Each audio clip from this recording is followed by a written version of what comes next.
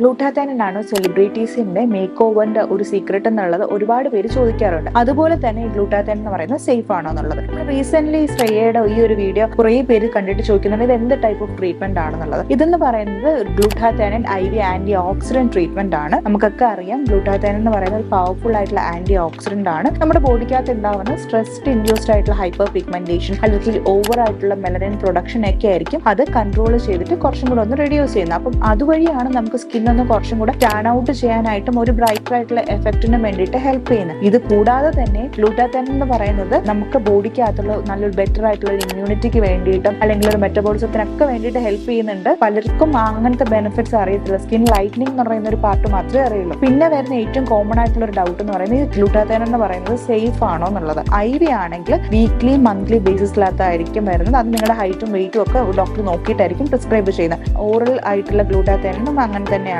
അത് powdered form ആയിട്ടും tablet form ആയിട്ടും ഗ്ലൂട്ടാത്തൈൻ ഉണ്ട്. എപ്പോഴും ശ്രദ്ധിക്കണം, നമ്മൾ റാൻഡംലി സോഷ്യൽ മീഡിയയിൽ കാണുന്ന ഒരു ഗ്ലൂട്ടാത്തൈൻ അങ്ങനെ ചൂസ് ചെയ്യുന്നതിന് പകരം നിങ്ങൾ എപ്പോഴും ഒരു ഡോക്ടറിനെ കണ്ട് കൺസൾട്ടേഷന് ശേഷം ഡോക്ടർ പ്രിസ്ക്രൈബ് ചെയ്യുന്നത് മാത്രമേ നിങ്ങൾ എപ്പോഴും കൺസിഡർ ചെയ്യാവൂ. Thank you.